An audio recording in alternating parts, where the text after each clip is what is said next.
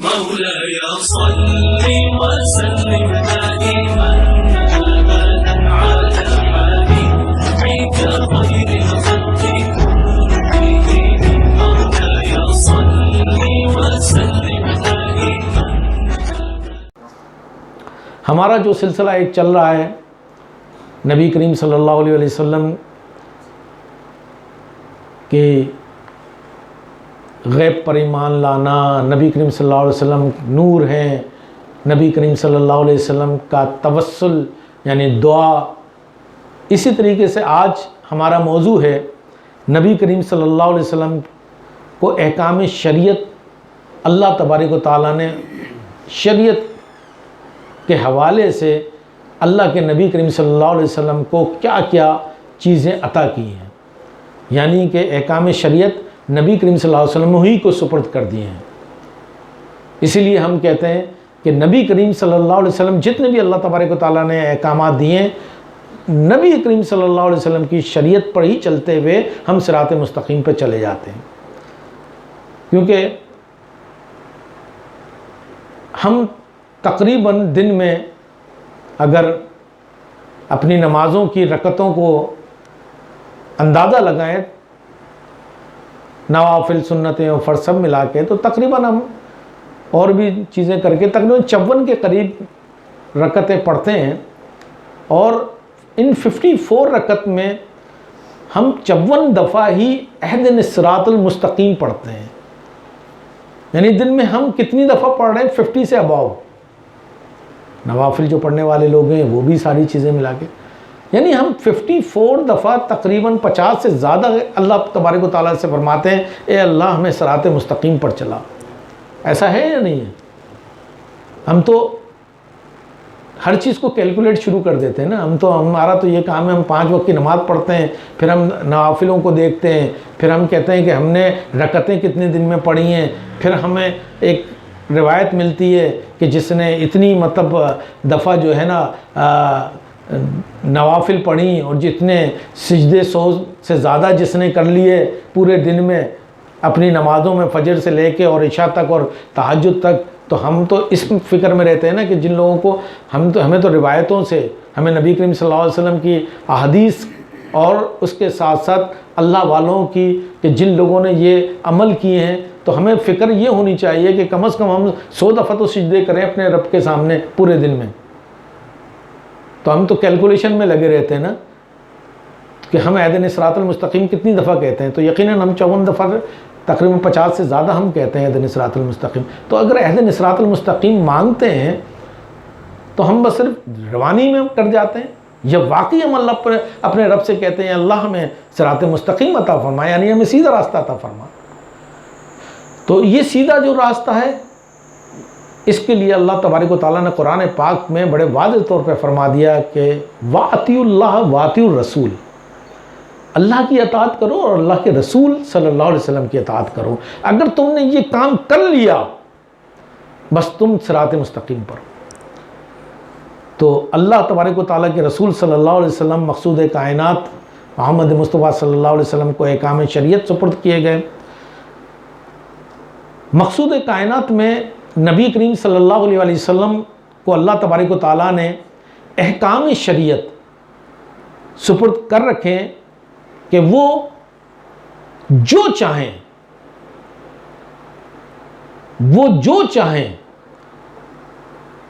اپنی طرف سے حکم فرما دیں، وہی شریعت ہے.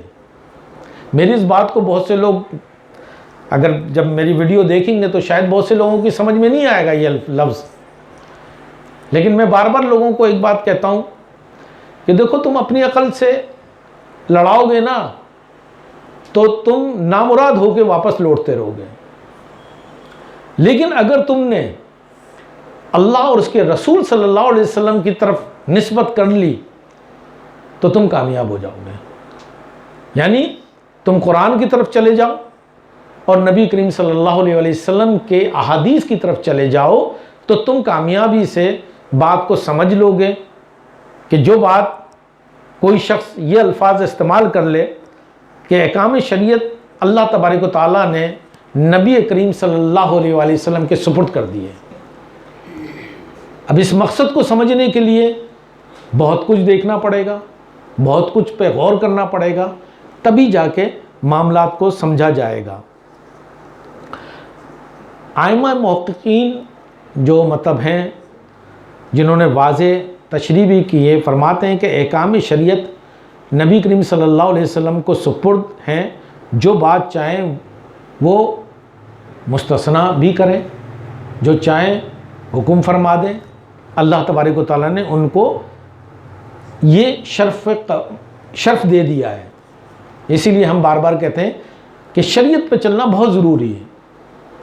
اگر کوئی شخص اللہ کی بات کر رہا ہو لیکن شریعت محمدی کو نہیں مانتا تو سمجھ لیجئے کہ اس نے صحیح معنوں میں واطیع اللہ واطیع الرسول والی آیت پر اس نے عمل ہی نہیں کیا۔ اللہ رب العزت نے نبی کریم صلی اللہ علیہ وسلم کو یہ منصب دیا تھا کہ شریعت میں جو حکم چاہیں اپنی طرف سے مقرر فرما دیں، جس طرح حرم مکہ میں یہ احادیث کے ساتھ آپ لوگوں کو جو بات بھی کرتا ہوں میں قرآن سے یا حدیث سے بات کرتا ہوں، اور اس کے علاوہ میں زیادہ تر میری کوشش ہوتی ہے کہ میں واقعات پر نہ جاؤں یا کسی کے قول پر نہ جاؤں۔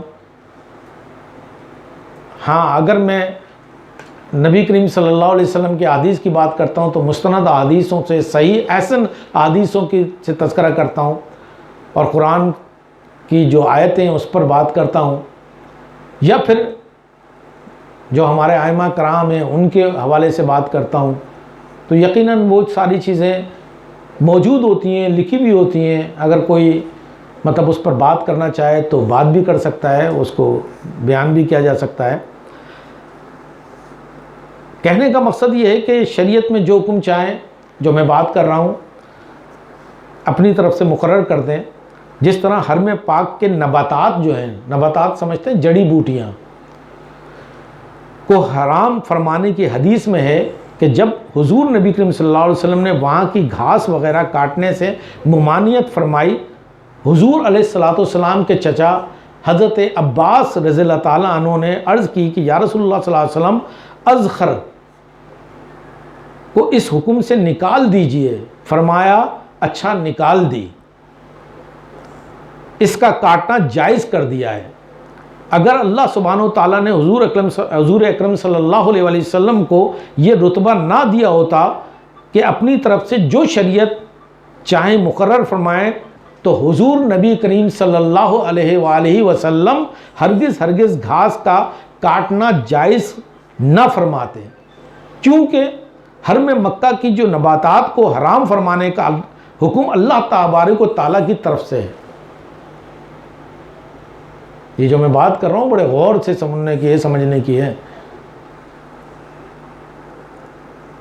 میزان مبارک میں شریعت کی کئی قسمیں ہیں، چونکہ میں یہ شریعت کی بات کر رہا ہوں کہ شریعت سپرد کر دی ہے، تو ایک وہ جس پر وحی وارد ہوتی ہے، اور دوسری قسم وہ جو مصطفیٰ محمد مصطفیٰ صلی اللہ علیہ وآلہ وسلم کو ان کے رب و ازل نے معزون فرما دیا کہ خود اپنی رائے سے جو راہ چاہیں وہ نکالیں۔ یہ بہت بڑی باتیں کر رہا ہوں میں، یہ بہت سے لوگوں کی سمجھ میں نہیں آئیں گی، لیکن جو سمجھنا چاہیں گے تو وہ بہت جلدی سمجھ جائیں گے کہ اللہ تبارک و تعالیٰ نے خود فرما دیا کہ خود اپنی رائے سے جو راہ چاہیں قائم فرمائیں۔ مردوں پر ریشم کا پہننا نبی کریم صلی اللہ علیہ وسلم نے اسی طور پر حرام فرمایا، اور اسی طرح حرمت مکہ سے اذخر کو استثناء قرار دے دیا۔ اگر اللہ عز و جل نے مکہ معظمہ کی ہر جڑی بوٹی کو حرام نہ کیا ہوتا تو نبی کریم صلی اللہ علیہ وسلم کو اذخر کے مستثنیٰ فرمانے کی کیا حاجت ہوتی؟ سمجھ میں آ رہی ہے یا نہیں آ رہی ہے بات کو؟ کچھ سمجھ میں بھی آ رہی ہے نہیں، یا بس ایسے ہی؟ اور اسی قبیل سے نبی کریم صلی اللہ علیہ وسلم کا ارشاد ہے کہ اگر امت پر مشقت جو ہوتی ہے نا، جو مشقت کا اندیشہ نہ ہوتا تو میں عشاء کو تاہی رات تک ہٹا دیتا۔ آج تو ہمارے لیے اللہ تبارک و تعالیٰ کے پیارے نبی حضرت محمد مصطفیٰ صلی اللہ علیہ وسلم تو ہمارے لیے رحمت للعالمین بن کے آئے نا، تو آپ نے تو کہہ دیا عشاء کی نماز 2 تہائی تک بھی پڑھ لو، یعنی صبح صادق جس میں ہم تہجد پڑھتے ہیں نا اس سے پہلے پہلے پڑھ لو، ورنہ دوسری نمازوں کا تو ایسا نہیں ہے۔ تو یہ اللہ تبارک و تعالیٰ کے پیارے نبی حضرت محمد مصطفیٰ صلی اللہ علیہ وسلم فرما رہے ہیں کہ اگر امت پر مشقت کا اندیشہ نہ ہوتا تو میں عشاء کو تاہی رات تک ہٹا دیتا۔ اور اسی باب سے ہے کہ جب نبی کریم صلی اللہ علیہ وسلم نے حج کی فرضیت بیان فرمائی تو کسی نے عرض کی یا رسول اللہ کیا حج ہر سال فرض ہے؟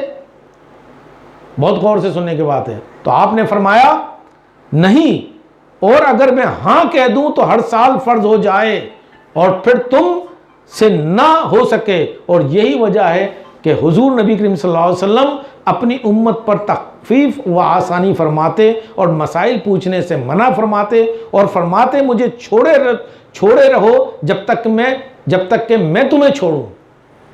سمجھ رہے ہیں بات کو؟ اس کا مطلب مجھ سے بہت زیادہ ڈیپ اور گہرائی میں مت جاؤ، جو میں تمہیں حکم دے دوں نا بس اس پر چلو۔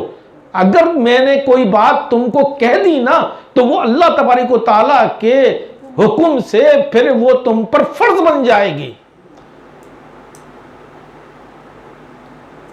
یہ جو شریعت کی میں بات کر رہا ہوں نا کہ اللہ تبارک و تعالیٰ کے نبی کریم صلی اللہ علیہ وسلم کو شریعت کے حوالے سے بھی جو ہے نا مطلب سپرد کر دیا کہ آپ شریعت جو چاہیں جیسا چاہیں کریے۔ اسی طریقے سے حضرت امام احمد قسطلطانی رحمۃ اللہ علیہ فرماتے ہیں سید عالم صلی اللہ علیہ وسلم کے خصائص کریمہ ہیں کہ نبی کریم صلی اللہ علیہ وسلم شریعت کے احکام سے جسے چاہتے مستثنی فرما دیتے۔ اسی طریقے سے علامہ زرقانی رحمۃ اللہ علیہ فرماتے ہیں کچھ احکام ہی کی خصوصیت نہیں، حضور علیہ الصلوۃ والسلام جس چیز سے چاہیں خاص فرما دیں۔ کیونکہ نبی کریم صلی اللہ علیہ وسلم کی ذات مبارک کو سمجھنا ہی تو سب کچھ ہے۔ جبھی تو نبی نے فرمایا حضرت ابو بکر صدیق رضی اللہ تعالیٰ عنہ سے، اے ابو بکر مجھ کو میرے اللہ کے سوا کوئی نہیں پہچانتا، کوئی نہیں جان سکا۔ آج ہم بہت بڑی بڑی باتیں کر جاتے ہیں نبی کریم صلی اللہ علیہ وسلم کے حوالے سے۔ ہماری اوقات، ہماری زبان کیا ہے جو ہم اتنی بات کر سکیں؟ ہم تو یہی کہتے ہیں کہ جو ہمارے رب نے ہمارے نبی کو عطا کر دیا وہ وہی ہے، آپ اور ہم نہیں سمجھ سکتے۔ حضرت امام جلال الدین سیوطی رحمۃ اللہ علیہ نے خصائص کبریٰ میں ایک باب وضع فرمایا۔ اس باب میں بیان کیا کہ خاص نبی صلی اللہ علیہ وسلم ہی کو یہ منصب حاصل ہے کہ جسے چاہیں جس حکم سے چاہیں خاص فرما دیں۔ یہ جو میں اتنی بات کر رہا ہوں نا یہ میرے پاس پوری حدیثیں پڑھی ہوئی ہیں اس حوالے سے۔ چند واقعات میں بیان بھی کر دیتا ہوں آپ کو، روایتیں جو حدیث سے موجود ہیں۔ حضور علیہ الصلوۃ والسلام نے حضرت ابو بردہ کے لیے 6 ماہی یعنی 6 ماہ کی بکری کی قربانی جائز فرما دی۔ نہیں ہے 1 سال کا ہونا ضروری ہے۔ یہاں بہت سے لوگ بیٹھے ہیں جن لوگوں کو پتہ بھی ہے کہ قربانی کے جانور کے لیے حد کیا مقرر فرمائی ہے اللہ نے، کہ کم از کم 1 سال ہو یا پھر اتنا فروا جسم والا ہو کہ اگر وہ 1 سال کے بھیڑ بکریوں کے ساتھ جا رہا ہو جانور، چاہے وہ بکرا ہو یا بکری ہو، وہ اتنا لگے کہ جو 1 سال کے جانور اگر وہ 8 مہینے کا بھی ہے، 9 مہینے کا بھی ہے، 10 مہینے کا بھی ہے، لیکن وہ لگ رہا ہے کہ 12 مہینے کا یعنی پورے سال کا، کیونکہ ریوڑ کے اندر جو ہے جانور 1 سال والے جو جا رہے ہیں ان کے برابر اس کا جسم اور اس کی اونچائی اور اس کی ہر چیز ہے، تو پھر اس پر قربانی جائز ہے۔ لیکن یہاں پر اللہ تبارک و تعالیٰ کے نبی کریم صلی اللہ علیہ وسلم نے 6 ماہ کے بکری کو حضرت ابو بردہ رضی اللہ تعالیٰ عنہ کے لیے حکم فرمایا کہ کر دیجئے۔ ہوا یہ صحیح مسلم اور صحیح بخاری کی متفقہ علیہ حدیث ہے، حضرت براء ابن عازب رضی اللہ تعالیٰ عنہ سے مروی ہے کہ نبی کریم حضرت محمد مصطفیٰ صلی اللہ علیہ وسلم نے قربانی کے دن خطبہ پڑھایا اور فرمایا کہ جو شخص ہماری نماز پڑھے گا، یہ بہت بڑی باتیں کر رہا ہوں، یہ جو میں نے تم لوگوں پہ 2 سال تقریباً گزارے ہیں نا، انہی چیزوں سے گزارے ہیں، نبی کی حدیث سے، جو آج الحمدللہ کتنے ہمارے ممبر ہیں بالغ بڑے 34، اس میں سے الحمدللہ 24 لوگوں نے، کتنے لوگوں نے قربانی دی پچھلے سال؟ 24 لوگوں نے قربانیاں دی ہیں. الحمدللہ الحمدللہ.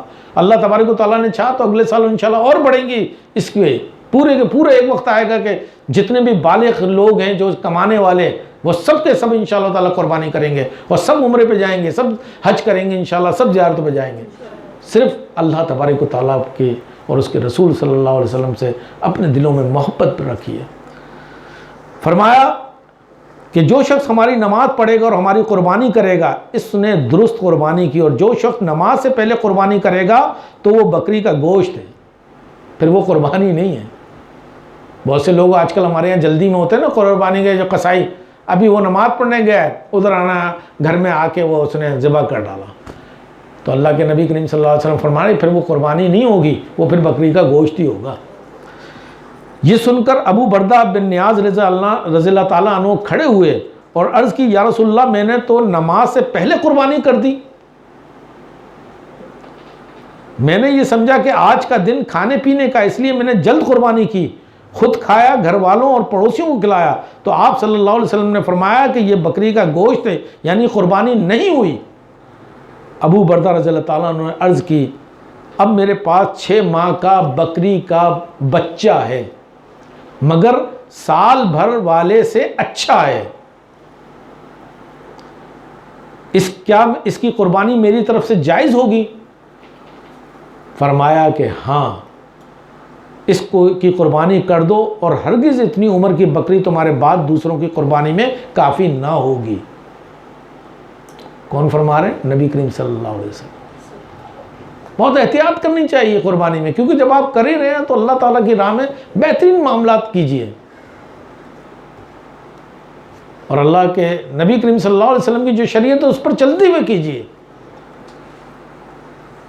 ارشاد الباری شرح صحیح بخاری میں اس حدیث کے تحت ہے کہ نبی کریم صلی اللہ علیہ وسلم نے ایک خصوصیت ابو بردہ رضی اللہ تعالیٰ عنہ کو بخشی جس میں دوسرے کا حصہ نہیں ہے, اس لیے کہ نبی کریم صلی اللہ علیہ وسلم کو اختیار تھا کہ وہ جسے چاہیں جس حکم سے چاہیں خاص فرما دیں.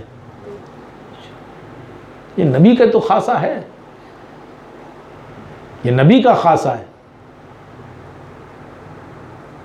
سنن بہقی میں صحیح سند کے ساتھ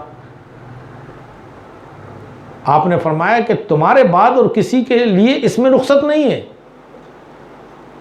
کہ 6 ماہ کی بکری کو جو ہے نا قربانی کے لیے جائز قرار دے دی. یہ صرف ابو بردہ رضی اللہ تعالیٰ عنہ کے لیے.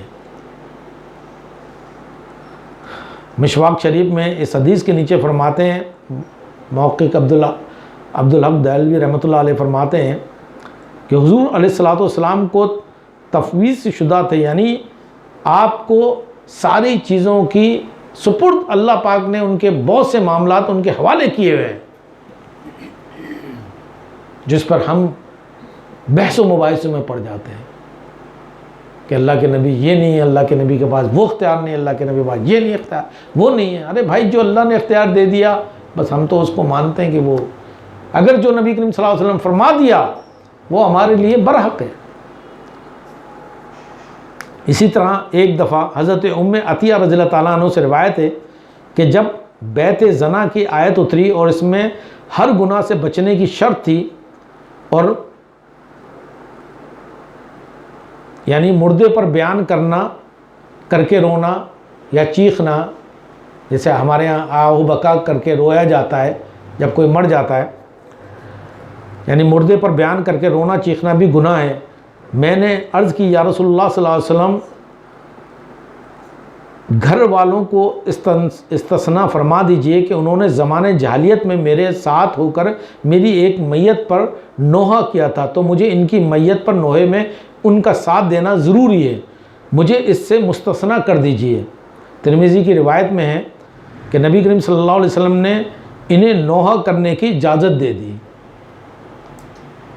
یعنی رونے کی اور آہ و بکا کرنے کی.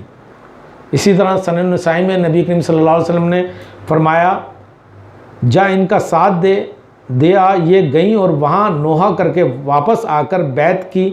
مسند احمد میں فرمایا کہ جاؤ ان کا بدلہ اتار آؤ.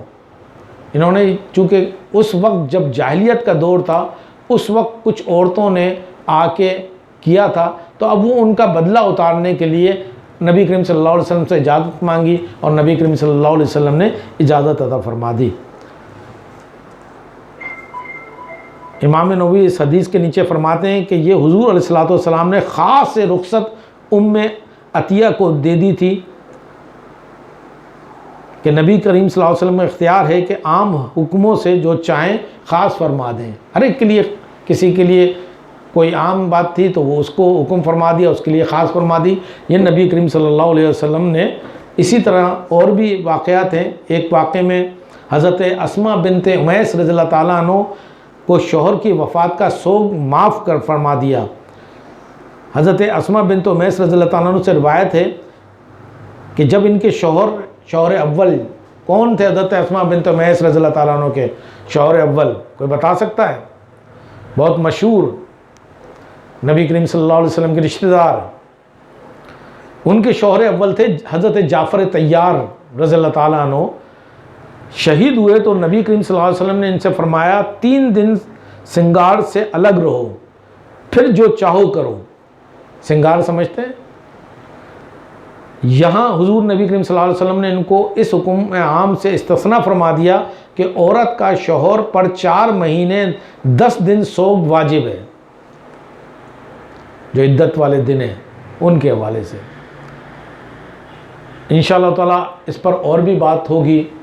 نبی کریم صلی اللہ علیہ وسلم کے احکام شریعت کہ اللہ تبارک و تعالیٰ نے ان کو بہت سی چیزوں پر حکم فرمایا کہ نبی کریم صلی اللہ علیہ وسلم جو کچھ تم کو دے دیں تم وہ لے لو، اور جس چیز کا وہ منع کر دیں تم اس سے رک جاؤ۔